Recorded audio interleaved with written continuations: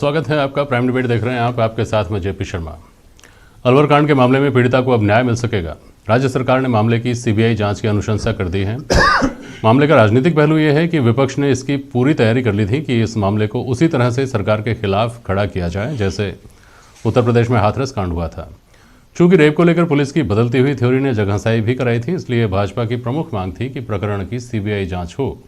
सरकार के सीबीआई जांच की अनुशंसा करते ही अब यह मुद्दा एक तरह से सिमट गया है, लेकिन विपक्ष के तेवर अभी बरकरार हैं। विपक्ष कह रहा है कि लोगों को बीच इस बात को लेकर जाएंगे कि कांग्रेस सरकार समेत पार्टी के केंद्रीय नेता संवेदनशीलता के मामले में भी दो तरह का रुख रखते हैं, कांग्रेस शासित राज्य में अलग और दूसरे राज्यों में अलग। तो आज प्राइम डिबेट में इस पर बहस होगी इन सवालों के जरिए कि जांच सीबीआई को सौंपना क्या सरकार की सूझबूझ दिखाता है, क्या मामले में हो रही सियासत पर यह फुल स्टॉप होगा, और कानून व्यवस्था से वाकई आमजन आजिज या केवल विपक्ष का पैंतरा। भाजपा प्रवक्ता राखी राठौड़ हैं हमारे साथ और वरिष्ठ पत्रकार अवधेश आकोदिया जी हैं, स्वर्णिम चतुर्वेदी जी हैं, कांग्रेस के प्रवक्ता हमारे साथ जुड़े हुए हैं, और योगेंद्र जोशी जी हमारे साथ रिटायर्ड पुलिस अधिकारी हैं। बहुत स्वागत है आप सभी का। राखी राठौड़ मैडम, जब मामले की जांच सीबीआई की दहलीज तक पहुंच गई है तो अब तो संतुष्ट होंगे आप लोग?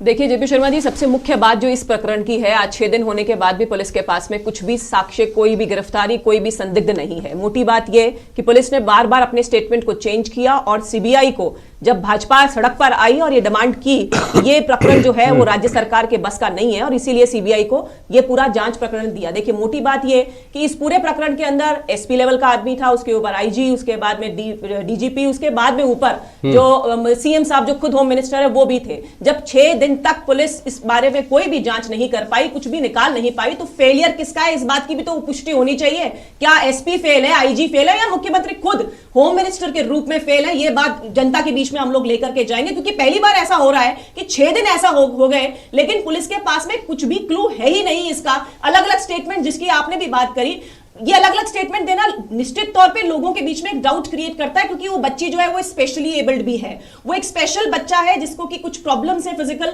और इसीलिए हो सकता था कि ये इस पूरे प्रकरण को अलग दायरे में लेकर के जाते, और जिस तरह की जगहसाई हुई, जनता के बीच में ट्रस्ट जो है सरकार पे निश्चित तौर पे कम हुआ है।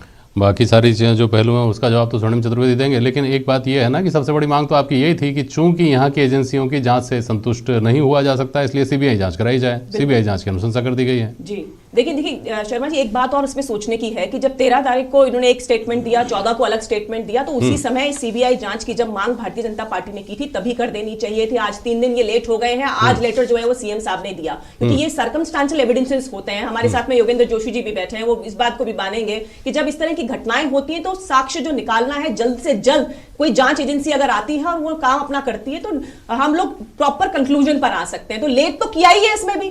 6 दिन तक आप अपनी पुलिस को, अपने पूरे प्रशासन को ये नहीं कर पाए, और किस तरह के स्टेटमेंट एसपी साहब देते हैं और किस तरह के कलेक्टर साहब बच्चियों के सामने पेश आए हैं। ये एक राजनीतिक मुद्दा ना होकर के संवेदनशीलता के साथ में इसको हैंडल करना चाहिए था सरकार को। सीबीआई जांच में देरी के ऊपर मैं आता हूं आपके पास वापस, लेकिन स्वर्णिम चतुर्वेदी पहले जवाब देना चाह रहे हैं। बोलिए स्वर्णिम जी।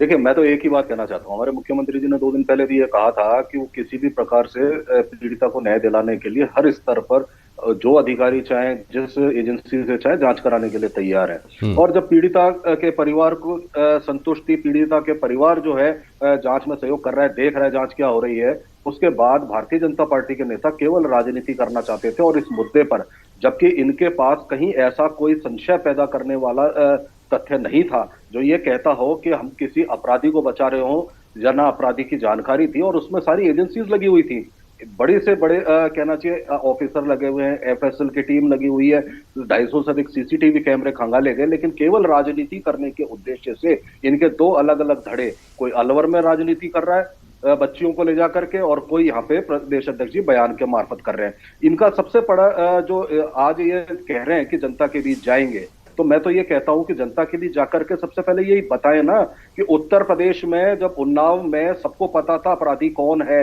तो इनकी ये टीम जो यहाँ पे प्रदर्शन करना चाहती है कहां थी, क्यों उस वक्त एक्शन में नहीं थे? आज प्रश्न उठा रहे हैं आप। हमने तो संवेदनशीलता दिखाते हुए हमने कहा सीबीआई जांच हो जाएगी, कहां मनाई है? हमने कब मना किया था? और दे दी, अनुशंसा कर दी। लेकिन भारतीय जनता पार्टी का नैतिक दायित्व है जनता के बीच जाए और बताए, जब जब अपराधियों का पता था, जिन स्टेट्स में ये रूल कर रहे हैं वहां भी इन्होंने बचाने की कोशिश करी, तब तो इन्होंने कोई जो जांच एजेंसियां थी उनको भी रोकने का काम किया, वो जांच नहीं कराई। और आज किस नैतिक दायित्व से ये बात करते हैं जब एक बलात्कार करने वाले और पीड़िता की हत्या करने का प्रयास करने वाले की पत्नी को वहां पे टिकट देते हैं।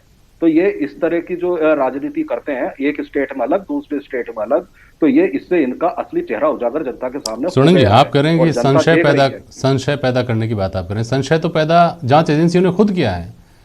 जब बात यह आए कि रेप हुआ, फिर ये बात आए कि नहीं रेप हुआ ही नहीं, तो संशय तो पैदा होगा ही होगा ना। मैं जेपी जी इसी बात का जवाब देता हूं। देखिए, प्राइमा फेसाई जब देखते हैं